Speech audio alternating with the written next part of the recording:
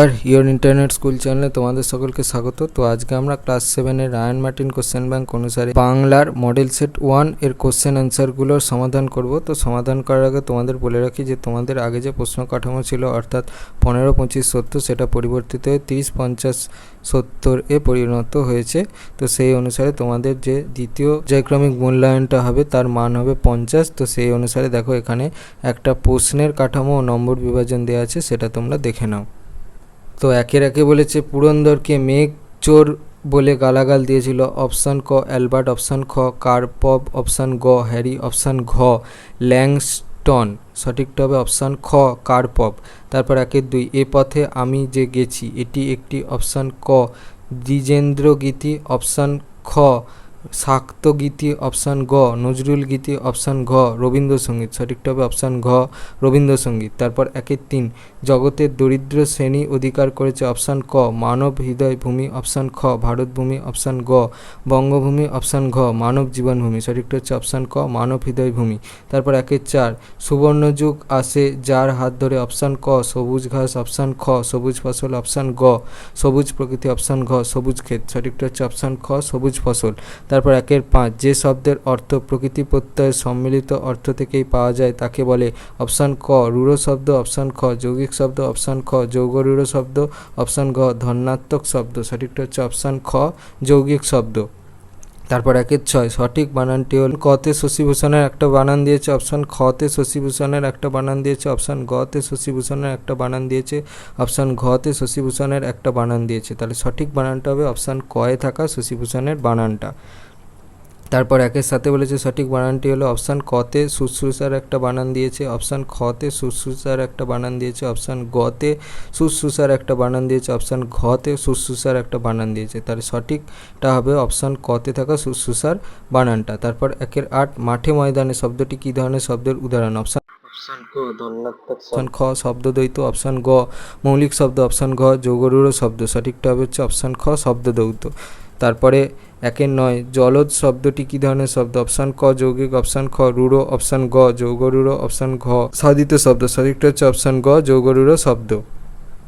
তারপর 1-10 ঝিরঝির শব্দটি কী ধরনের শব্দ, অপশান ক ধন্যাত্মক শব্দ, অপশান খ শব্দদ্বৈত, অপশান গ যৌগিক শব্দ, অপশান গ রূঢ় শব্দ। সঠিকটা হচ্ছে অপশান ক ধন্যাত্মক শব্দ। তারপর 1-11 গঠনগত দিক থেকে শব্দকে অপশান ক 2, অপশান খ 3, অপশান গ 4, অপশান ঘ 5 ভাগে ভাগ করা যায়। সঠিকটা হচ্ছে অপশান ক 2। তারপর 1-12 পৌত্র শব্দটি, অপশান ক মৌলিক শব্দ, অপশান খ যৌগিক শব্দ, অপশান ঘ সাধিত শব্দ, অপশান গ রূঢ় শব্দ। সঠিকটা হচ্ছে অপশান খ যৌগিক শব্দ। তারপর 2-1 সরলা দেবী রচিত গ্রন্থটির নাম কি, উত্তরটা হবে হচ্ছে জীবনের ঝরাপাতা। তারপর 2-2 আজ নেতাজি এখানে বক্তৃতা দিতে আসবেন, এখানে কোন জায়গার কথা বলা হচ্ছে, উত্তরটা হচ্ছে সরকার বাগান। তারপর 2-3 অত্যাচারী শাসকদের নাম ভেসে গেছে কিভাবে, উত্তরটা হচ্ছে কাল বা সময়ের স্রোতে। তারপর হচ্ছে 2-4 জবাবটা জেনে নেব, কার কাছ থেকে কোন প্রশ্নের জবাবটা জেনে নেবে, কাছ থেকে প্রশ্নের জবাবগুলো, সেটা হচ্ছে ঝোলাগুড় কিসে দেয়, সাবান না পটকা। তারপর 2-5 একেবারে কখনো থেমে যায়নি, কার কথা বলা হয়েছে, উত্তরটা হচ্ছে অ্যামিবার।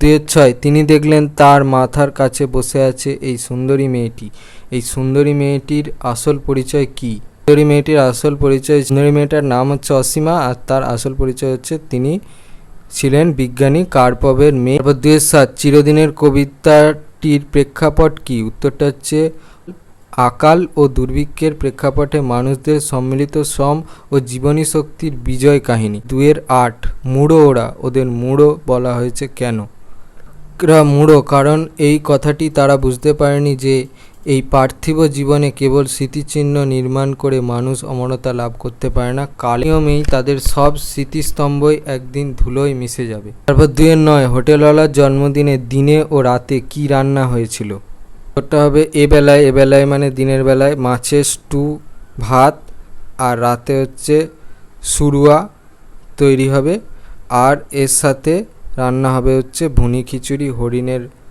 মাংসের কোরমা আর পায়ে। তারপর 2-10 মাকুকে তৈরি করতে ঘড়িওয়ালা কত সময় লেগেছিল, উত্তরটা হচ্ছে 17 বছর। তারপর 2-11 পরীদের রানী দেখতে কেমন, রানী গোলাপি মুখে, কি সুন্দর কালো কালো চোখ, মাথায় সোনালি চুল, পরনে সাদা পোশাকে ছোট ছোট রূপলি বুটিত তোলা, তার ডানা জোড়াও ছিল রূপোলি, তার মাথায় ছিল তারা দেওয়া মুকুট, হাতে চাঁদ বসানো রাজদণ্ড, মাথায় সীতাহারে, তার হাতে ছিল তাগা, কানে ঝুমকোর গয়না, তার হাতে ধরা ছিল রূপোলি পাড় দেওয়া সাদা রেশমি রুমাল। তার রূপ দেখে গায়ের লোকের চোখ ঠিকরে বেরিয়ে এসেছিল। ২-১২ সোনাটিয়া কি নামে মাকুর পরিচয় দিয়েছিল? উত্তরটা হচ্ছে বিহারী। তারপর ৩-১ মেঘজোর গল্পে পুরন্দর এবং অসীমা চরিত্র দুটির পরস্পর বিরোধী বিজ্ঞান চেতনার প্রতিনিধি।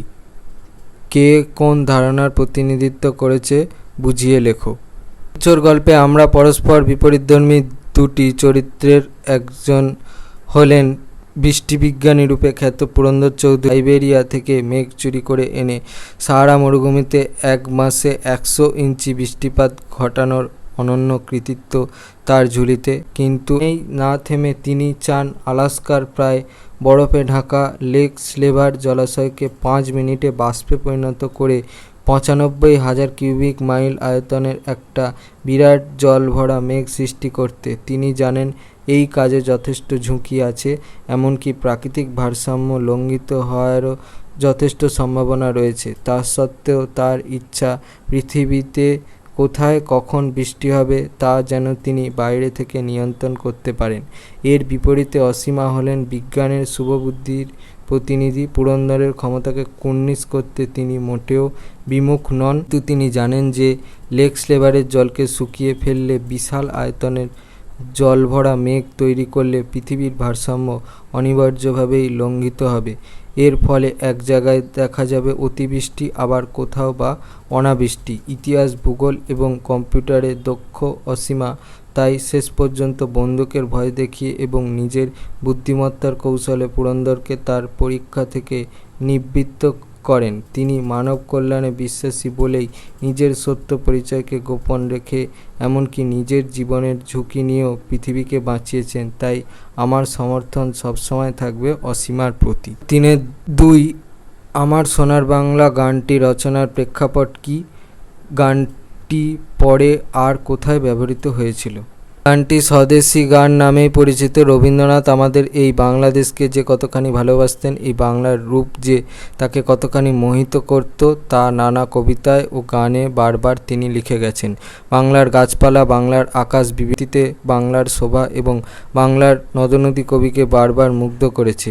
এই গানটি হলো তারই এক উদাহরণ। ১৯০৫ সালে কার্জন সাহেবের বঙ্গভঙ্গ ঘোষণার প্রেক্ষিতে তাৎক্ষণিকভাবে এই গানটি রচিত হলেও এর ভেতরে বাংলার এক চিরন্তন রূপ ও তার প্রতি কবির ভালোবাসা প্রকাশ পেয়েছে। পরে ১৯৭১ সালে বাংলাদেশ স্বাধীন হলে এই গানটির প্রথম ১০ পংক্তি বাংলাদেশের জাতীয় সঙ্গীত হিসাবে গৃহীত হয়। তারপর ৩-৩ এরকম মনে করলে ভুল হবে। উক্তিটি কার? উক্তিটি হচ্ছে লেখকের, অর্থাৎ শিবতোষ মুখোপাধ্যায়ের। কোন প্রসঙ্গে কেন বক্তা এমন উক্তি করেছেন? হালকা পাখির হাওয়ার তীরের মতো ছুটে চলে যাওয়া আর বেজায় ওজন নিয়ে একখানা হিপো বা জলহস্তির কাদা ভেঙে থপথপ করে এগিয়ে যাওয়া একই রকম, একথা মনে করলে ভুল হবে। প্রকৃতপক্ষে গমন শক্তি বিচারের ক্ষেত্রে কেবল অতিক্রান্ত দূরত্বের কথা মাথায় রাখলেই চলে না, বিচার করে দেখতে হয় তাদের দৈহিক ওজনের বিষয়টিকেও। ৪-১ নোট বই কবিতায় কবি পাঠককে যে সত্যের কাছে পৌঁছে দিতে চেয়েছেন সেটি কি? বিশিষ্ট শিশু সাহিত্যিক সুকুমার রায় তার নোট বই কবিতায় শিশু মনের খেয়ালি কল্পনার জাল বুনেছেন। কবি আলোচ্য কবিতায় এমন সব অবাস্তব প্রশ্ন উত্থাপন করেছেন যার উত্তর প্রশ্নের মধ্যেই নিহিত আছে। আসলে বিষয়বস্তুর সারমর্ম তুলে ধরা কবির উদ্দেশ্য নয়, কল্পনাপ্রবণ শিশুমনকে চমকে দেওয়াই কবির উদ্দেশ্য। ৪-২ স্মৃতিচিহ্ন কবিতায় কবি কোন স্মৃতিকে অবিনশ্বর ও নিত্য সমুজ্জ্বল বলেছেন? ঈশ্বর শব্দটির অর্থ হলো অমর, অক্ষয়, শাশ্বত বা মৃত্যু বা ক্ষয় নেই এমন কিছু। পাশাপাশি নিত্য সমুজ্জ্বল কথাটির অর্থ হলো প্রতিদিন অত্যন্ত উজ্জ্বল হয়ে ওঠে, যা মহান মানুষের মানবজাতির মঙ্গল করার জন্য এমন কিছু কাজ করে যান যেসব কাজ হয়ে ওঠে অবিনশ্বর। কবি কামিনী রায় মহান মানুষের সমাজহিতকর কাজের স্মৃতিকে এই কারণে নিত্য সমুজ্জ্বল বলেছেন। ৪-৩ একটানা তার বিচিত্র ধ্বনি ওঠে। একটানা বলতে কি বোঝানো হয়েছে? বিচিত্র ধ্বনি কী? উদ্ধৃত অংশটি কবি সুকান্ত ভট্টাচার্য রচিত চিরদিনের কবিতা থেকে নেওয়া হয়েছে। উদ্ধৃত অংশটিতে তুলে ধরা হয়েছে একটি গ্রামের দুপুরবেলার ছবি। গ্রামটি সবুজ মাঠে ঘেরা। কৃষক ছাড়াও তাঁতি, কুমোর বা কামার প্রভৃতি নানা পেশার মানুষ সেই গ্রামে বাস করেন। সকালবেলা থেকেই ওই সব বিচিত্র পেশার মানুষ যে যার কাজে লেগে পড়েন।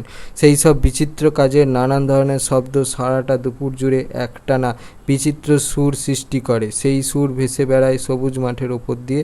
কর্মরত চাষিরা সারাটা দুপুর ধরে সেই বিচিত্র ধ্বনি শোনেন। তারপর 5-এর 1 সার্কাসের লোকেদের জঙ্গলে থাকতে হয়েছিল কেন? মজুমদারের মাকু কিশোর উপন্যাসে সোনা হোটেলওয়ালার কাছে সার্কাসের লোকেদের বনের মধ্যে থাকার কারণ জানতে চেয়েছিল। হোটেলওয়ালা দীর্ঘ নিঃশ্বাস ফেলে জানায় যে নতুন তাঁবু কিনে, বড় ঝাড়বাতি কিনে, সকলের নতুন পোশাক বানিয়ে, চারদিকে নতুন খেলার বিজ্ঞাপন দিয়ে, খেলা শুরু হওয়ার আগে কোনো জিনিসের দাম না মিটিয়ে, কাউকে কিছু না বলে সার্কাস অধিকারী মশাই পালিয়ে যায়। দোকানদাররা এর ফলে থানায় খবর দেয়। শেষ পর্যন্ত সার্কাসের দলের সব নামেই পরোয়ানা বের হয়। যেহেতু তাদের দেখতে পেলেই ফাটকে দিয়ে দেওয়া হবে, তাই তাদের জঙ্গলের মধ্যে গা ঢাকা দিয়ে থাকতে হয়। হোটেলওয়ালা তাদের খাওয়া দাওয়া দেয় তাদের মহড়া দেওয়ায়। তারপর 5-এর 2 হোটেলওয়ালার জন্মদিনে রান্নার জন্য কে কী নিয়ে এসেছে? পটতলার পেছনে ছোট নদীটির ধারে কী কী শাকসবজি হয়? গয়লা 1 মণ দুধ দিয়ে গেছে। সং 5 সের বাতাসা কিনে এনেছে। রাতে ভুনি খিচুড়ি হবে, তার জন্য সুগন্ধি চাল, পেস্তা, বাদাম, কিশমিশ এনেছে। শিকারীরা হরিণের মাংস দিয়ে যাবে বলে গেছে। তাল তাল মশলা পড়ে আছে। তলায় মিষ্টি শাঁকালু হয়, পালং শাক হয়, টমাটো হয়, ডুমুর গাছে ডুমুর হয়, সজনে গাছে সজনে হয়। 5-এর 3 পেয়ারা কোন ফাঁদে পড়েছিল? উত্তরটা হবে বাঘ ধরার ফাঁদে। তারপর জঙ্গলে পাতা ফাঁদগুলি কেমন তার বিবরণ দাও। বলতে সত্যি সত্যি দুজনে বাঘ ধরার বড় ফাঁদের কাছে এসে গেল। অনেক দিনের পুরনো ফাঁদ। বনে যখন বসতি ছিল তখন গাঁয়ের লোকেরা বাঘ ধরবার জন্য করেছিল। জাদুকর বলেছিল বাঘ মোটে নয়, বুনো শুয়োরের ওদের শস্য খেয়ে ফেলে নষ্ট করত। তাদের ধরবার ফাঁদ এগুলো। মাটিতে 2 মানুষ গভীর গর্ত খুঁড়ে তার উপরে কাঠকুটো, লতা পাতা দিয়ে ঢেকে রাখত। শস্য খেতে এসে তার মধ্যে শুয়োর পড়ে যেত আর শস্য খাওয়া ঘুঁচত। বলেছে বাক্য গঠন করো।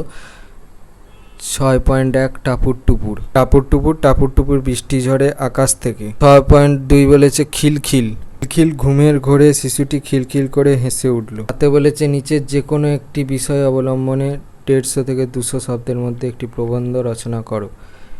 7-এর 1 বলেছে দেশ ভ্রমণ। বৈচিত্র্যপূর্ণ এই বিশ্বে সুপ্রাচীন কাল থেকেই দেশ ভ্রমণের সূচনা। অদেখাকে দেখা, অজানাকে জানা আর অচেনাকে চেনার দুর্নিবার আগ্রহে সাহসী আত্মপ্রত্যয়ী বৈচিত্র্য সন্ধানী চলিষ্ণু মানুষের ভ্রমণ ছিল অব্যাহত। জ্ঞানার্জন স্পৃহায় উৎসুক ছাত্রেরা দেশান্তরে পাড়ি দিয়েছেন। রাজারা বেরিয়েছেন দিগ্বিজয়ে। বণিকেরা ইজ্জতরি চালিয়েছেন অকুল অনন্ত সমুদ্রে। বিশ্বব্যাপী শান্তি আর মৈত্রীর বাণী প্রচার করেছেন ধর্মপ্রচারকেরা। পরিব্রাজক মোগাস্থিনিস, ফা হিয়েন, হিউয়েন সাং প্রমুখ ভারতবর্ষে এসেছেন। দুঃসাহসিক অভিযানে সামিল হয়েছেন Columbus, Vasco da Gama, Amerigo Vespucci, Harry Johnston, Marco Polo, Hudson, Scott, শ্যাকলটনের মতো অভিযাত্রীরা। ভূপর্যটক কুক, ম্যাকলিন, স্ট্যানলি, লিভিংস্টোনের কথাও সুবিদিত। এমনকি নিছক আনন্দ আহরণের তাগিদেও ঘরে নিশ্চিন্ত আশ্রয় ছেড়েছেন সাধারণ মানুষ। সুউচ্চ পর্বত শৃঙ্গে সে তার স্পর্ধিত পদচিহ্ন এঁকে দিয়েছে, উড়িয়ে দিয়েছে তার বিজয় পতাকা। অসীম কৌতূহলে সে স্পর্শ করেছে সমুদ্রের সুগভীর তলদেশকে। জলে স্থলে অন্তরিক্ষে নিজের আধিপত্যকে কায়েম করেছে। প্রতিকূল আর ঝুঁকিপূর্ণ পথে ভ্রমণ আধুনিক যুগের নানাবিধ আবিষ্কারের সুবাদে এখন অনেক নিরাপদ, সুখকর, স্বাচ্ছন্দ্য ও সুপরিকল্পিত হয়ে উঠেছে। সরকারি এবং বেসরকারি উদ্যোগে ভ্রমণ স্থানগুলিতে বিলাসবহুল hotel, lodge, resort, guest house, রেস্তোরাঁ গড়ে ওঠার পাশাপাশি হোমস্টেতে থাকার সুবিধাও সহজলভ্য হয়ে উঠেছে। দ্রুতগামী সব যানবাহন ভৌগোলিক দূরত্ব অতিক্রম সহজ সাধ্য করে দিয়েছে। এভাবেই পর্যটন শিল্প দেশের অর্থনীতিতে ইতিবাচক প্রভাব গড়ে তোলে। ভ্রমণের মধ্যে দিয়ে আমরা কোনো বিশেষ অঞ্চলের ভূপ্রাকৃতিক বৈশিষ্ট্য সম্পর্কে, সেখানকার দর্শনীয় স্থান ও মূল্যবান ঐতিহাসিক উপাদানগুলি সম্পর্কে যেমন অবহিত হই, তেমনি সেখানকার মানুষজনের জীবনযাত্রা, সভ্যতা, সংস্কৃতি, ঐতিহ্য, উৎসব অনুষ্ঠান, পোশাক পরিচ্ছদ, খাদ্যাভ্যাস, স্থাপত্য, ভাস্কর্য, চিত্রকলা, ভাষা, বিজ্ঞান, প্রযুক্তি এসবের সঙ্গে পরিচিত হই। আমাদের এই পর্যবেক্ষণ ও উপলব্ধির মধ্যে দিয়ে হৃদয়ের প্রসারতা বাড়ে, পরস্পরের মধ্যে শিক্ষা, সংস্কৃতি ও ভাবের বিনিময় হয়, দেশ বিদেশের মানুষের সান্নিধ্যে সম্প্রীতি ও সৌহার্দ্যের বাতাবরণ রচিত হয়, কূপমণ্ডকতা ঘুচে স্বচ্ছ দৃষ্টিভঙ্গি গড়ে ওঠে। বই পড়ার মাধ্যমে অর্জিত জ্ঞান দেশভ্রমণের অভিজ্ঞতায় সমৃদ্ধ, প্রাণবন্ত ও আনন্দময় হয়ে ওঠে। পুঁথি সর্বস্ব, নীরস তথ্য নির্ভর শিক্ষার আবেষ্টন ছেড়ে আমরা নতুন চেতনায় ভাস্বর হয়ে উঠি।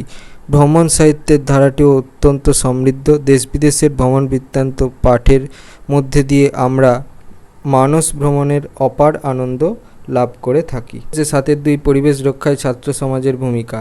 চারপাশে সব কিছু নিয়েই আমাদের পরিবেশ সুস্থভাবে বাঁচার জন্য সুস্থ পরিবেশ একান্ত প্রয়োজন, অথচ সেই পরিবেশই অনন্ত চাহিদা আর অপরিমেয় লোভের শিকার হয়ে ক্রমশ তার ভারসাম্য হারিয়ে ফেলেছে। বাতাস, জল, মাটিতে দূষণের মাত্রা বিপজ্জনকভাবে বাড়ছে। যানবাহন আর কলকারখানা থেকে নির্গত বিষাক্ত ধোঁয়ায় মানুষ সর্দি, কাশি, হাঁপানি, নিউমোনিয়ার মতো অসুখে আক্রান্ত হচ্ছে বা তার ব্যাধির প্রকোপ বাড়ছে। ক্ষতিগ্রস্ত হচ্ছে গাছপালা, এমনকি জড়জগৎও। কলকারখানার বর্জ্য পদার্থ, কৃষিকাজে ব্যবহৃত রাসায়নিক সার আর কীটনাশক জ্বালানি হিসাবে ব্যবহৃত তেল জলকে প্রতিনিয়ত দূষিত করে তুলছে। এসব বর্জ্যে শহরাঞ্চলের আবর্জনায় আর জঙ্গলে মাটিও দূষিত হচ্ছে। যানবাহনের প্রবল শব্দ, শব্দবাজি, মাইক্রোফোনের উচ্চ শব্দ স্নায়ুতন্ত্রকে বিকল করে দিচ্ছে, বধিরতা সৃষ্টি করছে, হৃদস্পন্দনের হারে তারতম্য ও রক্তচাপের হ্রাস বৃদ্ধির কারণ হয়ে উঠছে। পারমাণবিক অস্ত্র নির্মাণ ও অস্ত্র পরীক্ষা তেজস্ক্রিয় দূষণকে ত্বরান্বিত করে তুলেছে। যন্ত্র সভ্যতার বিকাশের সঙ্গে সঙ্গে জীবনের ক্রমবর্ধমান চাহিদাকে মূল্য দিতে মানুষ তার উন্নতি আর স্বাচ্ছন্দ্যের লক্ষ্যে পরিবেশকে প্রতিনিয়ত আঘাত করেছে, উপেক্ষা করেছে প্রকৃতিকে, বাসস্থানের প্রয়োজনে নির্বিচারে অরণ্য ধ্বংস করেছে, বিজ্ঞান আর প্রযুক্তির লক্ষ্যে ভুলে গেছে পরিবেশের ভারসাম্যের দিকটিকে।